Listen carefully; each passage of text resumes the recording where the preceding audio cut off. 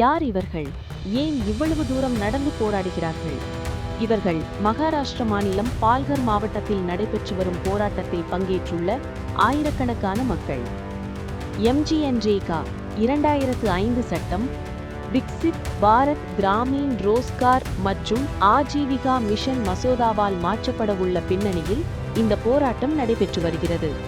இந்த போராட்டம் இந்திய கம்யூனிஸ்ட் கட்சி மார்க்சிஸ்ட் தலைமையில் நடைபெற்று வருகிறது. இந்த நடைப்பயணம் ஜனவரி 19 அன்று தஹானு தாலுகாவில் சரோகி பகுதியில் தொடங்கியது.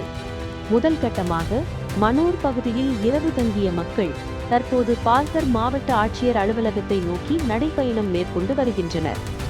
அரசு தரப்பில் நீண்ட காலமாக நிலுவையில் உள்ள கோரிக்கைகள் எழுத்துப்பூர்வமாக குறிப்பிட்ட காலக்கெடுவுடன் ஏற்கப்படும் வரை பால்கர் மாவட்ட ஆட்சியர் அலுவலகத்தில் காலவரையற்ற தர்ணா போராட்டம் நடத்தப்படும் என அறிவிக்கப்பட்டுள்ளது.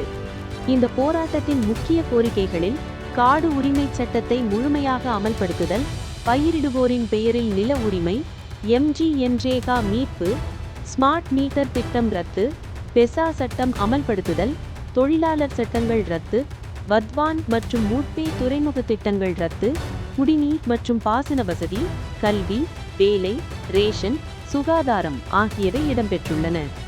போராட்டம் தொடங்கிய போது சுமார் 50,000 பேர் பங்கேற்றதாகவும் எண்ணிக்கை தொடர்ந்து அதிகரித்து வருவதாகவும் டாக்டர் அசோக் தவாலே தெரிவித்துள்ளார். கோரிக்கைகள் ஏற்கப்படாவிட்டால் போராட்டம் மேலும் தீவிரமடையும் எனவும் அவர் கூறியுள்ளார்.